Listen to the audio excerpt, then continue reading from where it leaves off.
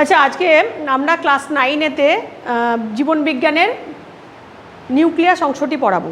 তো নিউক্লিয়াস পড়াতে গেলে আগে জানতে হবে যে মানুষ কোষের সমন্বয়ে গঠিত। তো কোষ হচ্ছে, নিউক্লিয়াস হচ্ছে একটা আদর্শ কোষের অঙ্গাণু এবং এ কোষের যাবতীয় জৈবিক ক্রিয়া নিয়ন্ত্রণ করে বলে একে মস্তিষ্ক বলা হয় কোষের। এবং এটি 1831 সালে রবার্ট ব্রাউন প্রথম নিউক্লিয়াসটি আবিষ্কার করেন।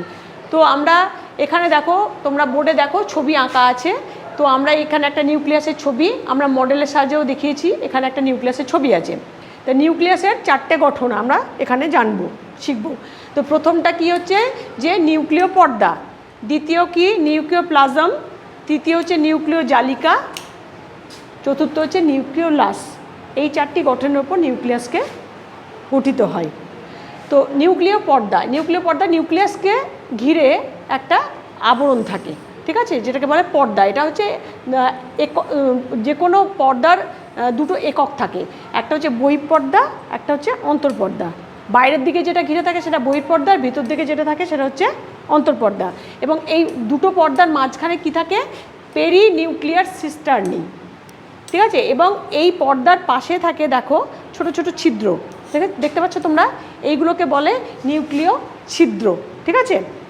তো এটা কি করে, এর কাজটা কি? এটা কাজ হচ্ছে যে নিউক্লিয়ারের যে আকৃতি এটাকে ধরে রাখে এবং একে প্রোটেক্ট করে, ঠিক আছে। এটা হচ্ছে নিউক্লিয়ার, এটা কাজ। আর এর ভেতরে এবার আমরা চলে যাব নিউক্লিওপ্লাজম। এটা কি হচ্ছে, একটা অর্ধ তরল একটা উপাদান থাকে এর মধ্যে, ঠিক আছে।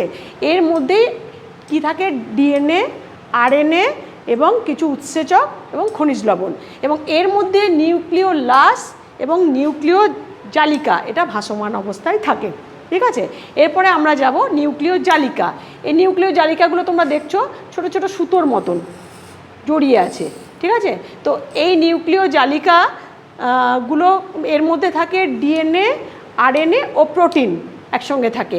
তো এটাই হচ্ছে আমাদের বংশগতির ধারক এবং বাহক। কারণ যে ডিএনএটার সঙ্গে প্রোটিন যুক্ত থাকে সেই ডিএনএটাকে আমরা কি বলি, জিন বলি, তাই তো। এবং এই জিনটার দ্বারাই আমরা একটা মানুষের সঙ্গে আরেকটা মানুষের পার্থক্য করতে পারি। কারণ একটা মানুষের চরিত্র বা ক্যারেক্টারিস্টিক্স যেটা থাকে অন্য একটা মানুষের ক্যারেক্টারিস্টিক্স একদম আলাদা হয়, কারণ এটা বুঝতে পারি ডিএনএর মারফত। তো এবং আমরা জানি যে আমাদের প্রাণীদেহের ক্রোমোজোমের সংখ্যা কত, 46টা। এবং এই ক্রোমোজোমের সংখ্যার অনুযায়ী আমরা বুঝতে পারি যে প্রাণীদেহ কত ধরনের প্রাণীদেহ হতে পারে। এটা কিন্তু আমরা এই ডিভিশনটা কিন্তু করতে পারি। এরপরে আমরা চলে যাব নিউক্লিওলাস। নিউক্লিওলাসটা কি, একটা গোলাকার একটা বস্তু, ঠিক আছে। তো এটা কি করে, আরএনএ ও প্রোটিনকে সংশ্লেষ করে। তাহলে আমরা মোটামুটি নিউক্লিয়াস সম্পর্কে আমরা জানলাম। তো এইখানে তোমরা দেখো আমরা একটা মডেল তৈরি করেছি। মডেলে আমরা কি দেখেছি দেখো, এটা হচ্ছে নিউক্লিওলাস, দেখছো একটা ঘন গোলাকার বস্তু, এটা হচ্ছে নিউক্লিওলাস। এটা হচ্ছে নিউক্লিয় জালিকা, এটা হচ্ছে পর্দা, আর বাকিটা হচ্ছে নিউক্লিওপ্লাজম। এর ভেতরেই থাকছে, সেই জন্য আমরা এগুলো বোঝাতে পারছি না। তো ঠিক আছে, তোমরা মোটামুটি কি বুঝে গেছো নিউক্লিয়াস সম্পর্কে? একটু তুমি দাঁড়িয়ে বলো তো যে কি বুঝেছো, বলো। তুমি তো শিখলে, আমি তো যেটুকু পড়ালাম তাতে কি বুঝলে একটু বলো। ম্যাম, আমরা বুঝতে পারলাম যে মানবদেহ গঠিত হয় কোষ দিয়ে, আর এই কোষের একটা অন্যতম উপাদান হচ্ছে নিউক্লিয়াস। আর এই নিউক্লিয়াসের 4টে গঠন থাকছে। প্রথমে হচ্ছে নিউক্লিয় পর্দা, নিউক্লিয় জালিকা, নিউক্লিওপ্লাজম আর নিউক্লিওলাস। তো নিউক্লিয় পর্দাটা দিয়ে নিউক্লিয়াসটা ঘেরা থাকছে বা আবরিত হয়ে থাকছে, যার দুটো অংশ থাকছে। এটা একটা হচ্ছে অন্তঃপর্দা, একটা বহিঃপর্দা। বাইরের দিকের পর্দাটাকে বলছে বহিঃপর্দা, ভেতর দিকের পর্দাটাকে বলছে অন্তঃপর্দা। আর তার মাঝখানে যে একটা অংশ থাকছে সেটাকে বলছে পেরিনিউক্লিয়ার সিস্টার্নি। আর তার মাঝখানে যে অর্ধতরল পদার্থ থাকছে সেটাকে বলছে নিউক্লিওপ্লাজম। নিউক্লিওপ্লাজমের মধ্যে বাকি দুটো অংশ মানে নিউক্লিওলাস আর নিউক্লিয় জালিকাটা ভাসমান অবস্থায় থাকছে। তো এই নিউক্লিয় জালিকাটা আপনি যেরকম বললেন যে গঠিত হচ্ছে ডিএনএ, আরএনএ,